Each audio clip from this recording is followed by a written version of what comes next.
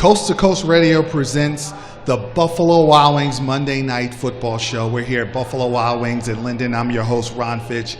And today is the Giants versus Minnesota Vikings. First of all, is there any Giant fans here? Anybody representing the Giants? No, not the Cowboys. And anybody that represents the Giants, just give me a cheer. Boo! Oh, come on, Giant fans. Don't let them punk you. What about the Philadelphia Eagles? Oh, boy, I'm going to go here. What about the Dallas Cowboys? Boo. Okay. Well, when we come back, we're going to have Jake the Voice, and Robert Page to talk about the NFC East.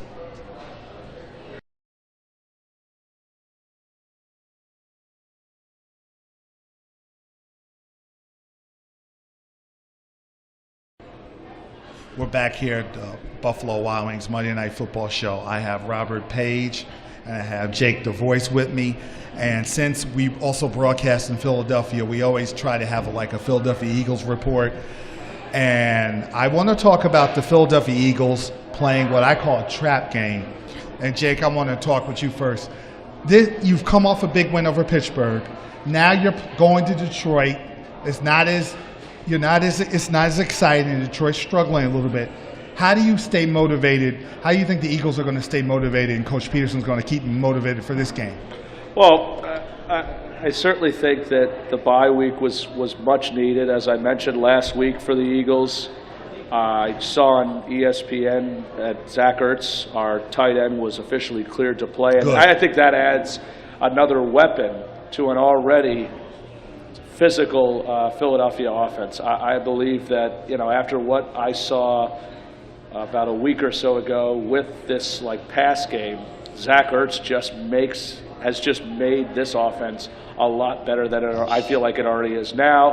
On the defensive front, Leotis McKelvin, I don't know if he's officially been cleared, but they get him back. He's a good corner. And that secondary, they need him in that secondary because, like I said, there's still a lot of concern with Jalen Mills and other parts of that secondary. I do think that front line is very scary. It was certainly a nice win for Pittsburgh yesterday after the beating they got in Philadelphia last week. But you know what? I actually think when a team that's aspiring to be a championship team gets beat like that, I think it's the best wake-up call because now the coaches, now you're listening that week. They're showing how bad the film session is, and now you're going to listen to what the coaches say. And Ben Roethlisberger said that was the best they played because they were focused. Now, as far as the Eagles are concerned, how do you deal with the letdown? Because you're going against Matthew Stafford, who's throwing for almost 2,000 yards, and he's having a good year. Detroit's come close to winning, and they're going against my guy, Theo Riddick from New Jersey, who played at Immaculata, who's a really good running back, and my other guy, Eric Ebron from Newark, and they're playing, and they're a really good offense. Now, how does that Philadelphia D deal with that? Key words you said, Ron. Close to winning. and this week it won't even be close. Oh, I think it's going to be close. In Detroit, desperate. It will not be close. Detroit struggled to beat the lowly Bears. I understand. Which I looked at wow. Then they got us next. After a bye week, we're well rested. We're coming out all cylinders, You should blow them out. We're coming out all cylinders. The NFL's funny. Detroit's going to be desperate because time's running out. Their coach is coaching for his job. So I think Detroit's going to play a lot better. The Eagles should win. Well, I guess do have the Eagles winning. If he's coaches for his job, I guess he'll be fired after this week. And Ron, the big concern actually was for Detroit was the sudden retirement of their star receiver, Calvin Johnson. Yes, and I think that was huge on Detroit's end, losing a guy like Johnson, because Matthew Stafford lost probably the biggest target in his offense, I should say. And I don't know how well their run game is. But their run game is okay with Theo Riddick playing well. But Stafford's having a good year. He has 7 touchdowns. He does have 4 interceptions, but he's spreading the wealth around. I mean, you're throwing for almost 2,000 yards after week 3. You're playing well. The problem is they lost Nick Fairley. They lost Ndamukong Suh. So they lost their pass rush. And if you don't have a pass rush against Carson Wentz, you are. That wasn't a big loss for them. ND Suh. Well, Suh's a knucklehead. Well, and Fairley is just as big a knucklehead as he is, I think. But both of them have egos. But they didn't replace they didn't replace both those players. So now you don't have that pass rush, and now you're dealing with Carson Wentz. And if you don't have a pass rush against a guy like Carson Wentz, you're in trouble. You're in trouble. You're in trouble. Well, then you got to watch our defense also. From what I've seen out of our defense so far this year, I think Detroit's going to have a real big problem with stopping our pass rush. Now I have to talk, Robert, about America's team. We have the mayor here, Derek Armstead. That's his squad. The Dallas Cowboys. Oh, my God. Here we they go. beat the San Francisco 49ers. They were very impressive. What I really like, I don't like the Cowboys as a fan, but I was very impressed about how they're developing, how Ezekiel Elliott's running through the right hole. They complained that he didn't. He had a big game. He had over 100 yards rushing. They play with a physical nature. Their defense, which is much blind, is playing a lot more physical. Dak Prescott has 0 interceptions. I know he only has 3 touchdowns. He's real smart in the pocket. They're running the right plays for him. Dallas is a serious threat to the Philadelphia Eagles. Until he gets hit. He hasn't been touched yet. No, he got hit a lot against the Giants. The Giants. Come on, man. The Giants. No, we're going to get to the Giants The in a minute. Giants. But I think the Dallas Cowboys are a player in this division, along with the Eagles and the Giants. And you're going to have a lot of trouble with the Cowboys when you have to go to Dallas. You play them in Dallas in a few weeks. Nah, we play good on the road. So I know you do play good on the road. And I see a good game. I see a good game, but I think the Eagles will prevail. We have many more weapons. Now, veteran weapons? But now, here's the deal. They have a great offensive line. Yes, they do. They're going to run Ezekiel Elliott down your throat. And they better keep running them. No, they have to. They can't pass the ball on them. Now, I will say this. They can't get behind because they're built to run and keep the game close. They can't let you guys get a bigger lead. Well, our run defense is 10 times better this year than it has been in a few years. It's going to be interesting. It's definitely going to be interesting. Now, the New York Giants versus the Minnesota Vikings. I look at this matchup. Orleans Darkwa is the third string running back for the Giants. Yes. He's playing. He's a powerful runner. He doesn't go side to side. They need the running game to keep Minnesota's defense off of Eli Manning because Zimmer and those guys are coming. They have a great defensive line, and they have one of the most underrated cornerbacks in the NFL in Xavier Rhodes, who's going against Odell Beckham. Hopefully Odell Beckham keeps his cool. Hopefully Odell Beckham calms down. He doesn't kick anything. He doesn't kick himself in the head. I like the Giants in this matchup against their defense. I think Eli's due to have a good game after that disaster last week. Sam Bradford is going to show off tonight. And I hope he's not just saying that because he's a former Eagle, but I will say that this is the first home game, I was told, for Minnesota since 2010. And Sam Bradford is certainly due for a nice game in front of a national crowd. So I definitely think that, the Giants, as good a team as good as they've been playing the last few weeks, do not necessarily say that this can be an easy win, because I do think Minnesota brings a very nice fan base. They have that true 12th man. Without Adrian Peterson, things really seem to be going a lot better without him than they did with him. This is my blueprint for the Giants to beat them. They stop the run, which they don't have Adrian Peterson, and they get after Bradford, who's not mobile, and the Giants have a great pass rush. They're a little short-handed as far as their cornerbacks are concerned, so you can't let a guy like Diggs get free. No. And they have the most underrated. Your tight end is one of the best in the league. They have the most underrated tight end in Rudolph, Minnesota has.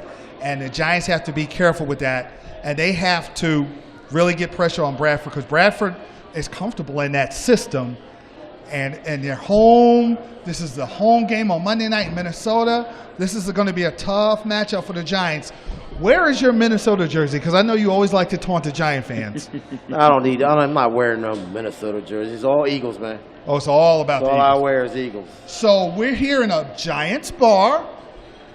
You're an Eagle fan. If things go bad, are you going to do what you normally do and troll and laugh at the Giants? Yes, I will, all the time. Yes. Yeah. Giants. Dallas, I'm still going to pick the Giants to win. I'm going to be stubborn. I still think the Giants are going to prevail in the division. I'm going to be stubborn. I know it doesn't look like it now. We're going to bet 20 wings on that. Man, 20 wings. 20 wings is expensive. 20 wings.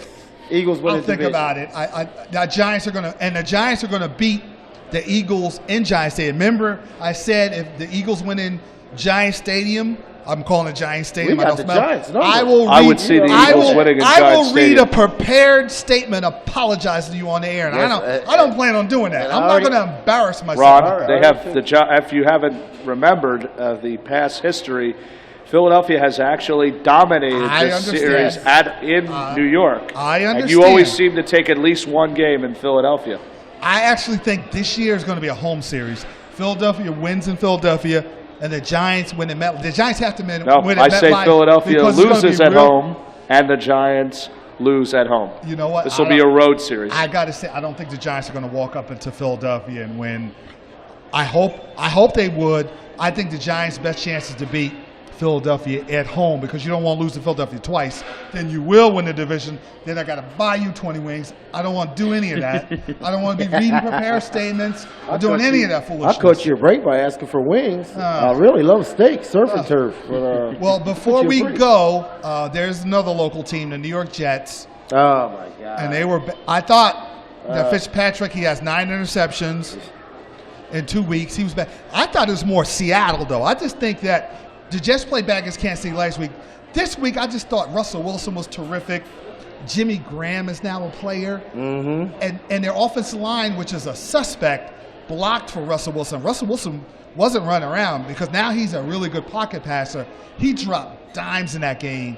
The Jet defense was pretty good. But once again, last week we talked about they got beat with crossing routes. Yes, they did. This week, they got beat with crossing routes. again, yes. And the defensive lineman on the Jets said, you know, we're not communicating with the back end, and we got communication issues. Now, Robert and Jake, that should have been taken care of in the summertime. Yes, should have been taken care of a long time ago. You can't wait till the season comes to think you'll correct something like that. Now, I still think the Jets are really good. I'm hoping that Bryce Petty gets healthy, and then they could play him.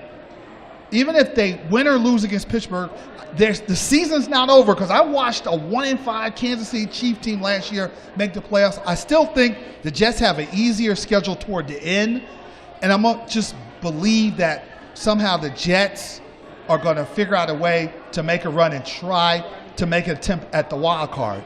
I know I'm acting like a homer here, but I just Yeah, you really are. I thought you were I a just don't Pittsburgh think the fan. Jets are a good football I team. love my Steelers. I I want thought them you to were a be. Pittsburgh fan. You're all over New York tonight. I just don't think the Jets are a we're good in football team. Buffalo Wild Wings in Linden, New Jersey. I I gotta care. be a professional. I could be in Dallas, and I'm still an Eagles fan. It doesn't I make a difference. understand that. Well, but we're Ron, to also be a talking about- professional, though, you must remember that you must think of who is the better team. These days, it just seems like if you're going to be a fan of New York football, I would probably be more of a Well, Giant fan than a Jet fan, because the Giants are just, in No, my opinion, they are a better football They program. are a better football team. The only reason I said the Jets have a chance is the back end of their schedule's easy, and they're gonna. How about the Patriots? They got to go against Tom Brady. But they have had a history of beating the Patriots in New York. Just like you said, the Eagles have a history of beating the Giants. That is true. They have, for whatever reason, even Tom Brady mentioned it, so for whatever reason, the Jets give them trouble, which boggles my mind. But look pretty the good, New Jets England. have had a history. Even in New England, Yes, they give them have. trouble. Yes, they have. So I'm going to hold out hope and see what happens next week. It's going to be I think it's going to be a tight game, even though Pittsburgh really looked good. I think Pittsburgh squeaks that game out. I think Fitzpatrick plays a little better. Even if the Jets lose that game, I think they can go to the Cardinals and play and win there because Carson Palmer's playing hot Yes, garbage. they look bad. Cardinals look bad. That's a mess. Yes, they that look is bad. a mess. I don't understand what's going on with Carson Palmer. This was a guy who was an MVP at one time, got one of the highest contracts as a quarterback, has one of the best receivers in Larry Fitzgerald. It's hard to believe that the Cardinals I are do want to tell struggling you this something, year. Jake, and I bet you Robert's going to agree with me. He's always had issues in big games. Yes. Always. All the He time. got to the Super Bowl one year. No, he did not. I thought No, the that was Cardinals Kurt beat Warner. Philadelphia. Oh, that was Kurt That was Warner. Kurt Yeah, that's Warner. true. That was not That Carson is Palmer. true. That was- Carson Palmer has one win. This is Carson and- Palmer's last year. And he was in shaky Arizona. against Green Bay last year, and they won. Yes. And I don't trust them. But anyway, I like to thank you guys. You guys are terrific as usual. We're going to have the mayor of Linden, Derek Armstead, who has done a terrific job, and he's been my buddy since the 90s. So I'm going to have him on in our next segment.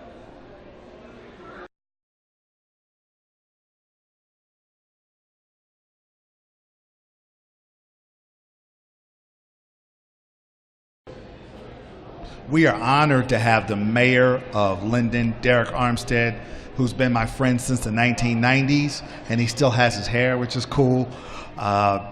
First of all, you're the mayor, but you love football. How do you balance that? Well, let me say this. I haven't had an opportunity to watch too much football this year. I'm not usually out campaigning and taking care of city business, so I really missed the Cowboy games. As you know, I'm a Cowboy fan. He's a Cowboy fan. All right. Now, I do want to talk about an issue that was not so pleasant. It was the day of September 19th where we had the issue with the terrorist attacks in New York, and he came over here in Elizabeth. Just go over that day, and then you got that call that he was in Linden. What was your reaction? Just take everybody through that day. It was a very, very unusual day, to say the least. We were all surprised. First of all, the night before, we'd had the incident over in Elizabeth where the bombs had gone off. So we knew that these particular gentlemen or this particular person could be in the vicinity. So I think all of us were pretty much high alert at that point.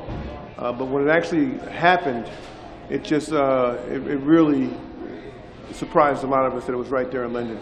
How surreal was it when all the major news stations are coming to you to talk to you? And I know you never thought you'd be in that. You could be on Eyewitness News talking, but never in that situation. Now, describe your feeling when you had to deal with that. Well, quite surprised. You just never think that you're going to be dealing with a situation like that at home. You hear about terrorist activities in other cities all over the country, all over the world, but somehow you just think it's never going to come home and affect you right here in your own town.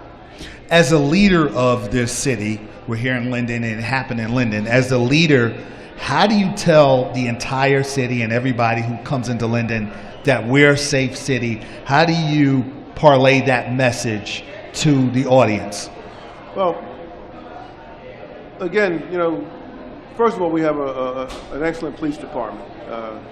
These guys did an outstanding job, and not only, and there was some excellent policing. They were very lucky, and a little bit of help from God, and all these gentlemen get a chance to go home to their families. But so we have an excellent police department, and I think our actions that day display the type of professionalism that we have in our department. Now, I have to go here, because this is an NFL show. A lot of NFL players are kneeling in protest to all the police brutality to African-American men, and it's caught on. And I want to know your opinion because you're an African-American mayor. You understand the plight. You're in the community a lot, but you're also really tight with your police constituents. What's your opinion about that whole situation? Well, let me say this. One of the greatest things about this country is that we have freedom of speech and we have free liberties. Mm-hmm. And one of the other great things about this country, and if you could appreciate this, America is a country that's a little over 250 years old. Mm-hmm. In terms of other nations, we're just a baby. Mm-hmm. America's like an infant, a toddler. So anybody who expects us to get this thing right, 100% right, that's an unrealistic expectation. So we've got some problems in our country. But the way you handle problems is you talk about them. And I think that's the one thing that we have going for us in our country is that we do talk about the problems that we have and we sit down and we try to work things out. Now, as far as the NFL players and athletes, and players kneeling during the national anthem, I mean, that's their right. Would I do it? No, I wouldn't do it. But maybe that's their way of trying to get this dialogue going. And again, I will say this, that in our country, one of our better qualities is that when we do have problems, we somehow come to the table, we sit down, and we try to talk our way through it. That's very fascinating. Now, Angel Padilla, who was the hero in those terrorist attacks. Now, there's a lot of people who talk about a lot of bad cops, but he's one of the great cops and an American hero right now. He's definitely a great cop and a hero. Again, Angel had his vest on that day, and when the terrorists, when he first approached the terrorist, within a matter of seconds, the individual fired on Angel. Angel had his vest on, and that saved his life. So we're very fortunate that our men were able to go home to their families. We're very fortunate that we were able to catch this individual, and hopefully, the fact that we brought him back alive is another good thing, because now we can figure out who else he knows and try to determine if there are any other potential threats in the area. Finally, on a lighter note, there's some Giant fans here, and you're the mayor of Linden. Who's going to win tonight between the Giants and Vikings? Well, I'm going to say that the Giants are going to pull it off, because my wife is a Giant fan, and you got to go home. I got to go home this evening, and the whole family, in fact, the whole house are Giant fans. I'm the only Cowboy fan in the house. I consider myself the lone star in my house. You know? So the whole house, my father indoctrinated my children and got them to become Giant fans. How he did it is beyond me, but hey, thanks a lot. You were terrific. Pleasure's mine. Now, before we end this show, we got one more segment where I do a prediction of who's going to win tonight.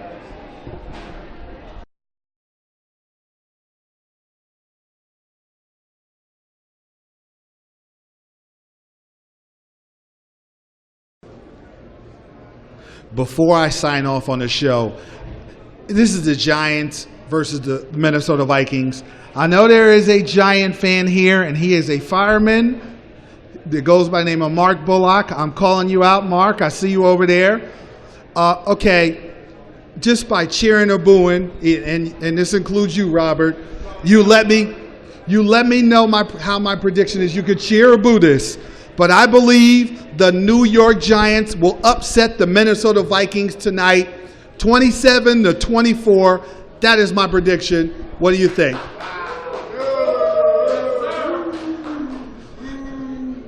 On that note, I'm going to sign off. It's been a pleasure. We'd like to thank the mayor of Linden. And next week will be even more guests. I really enjoyed this segment.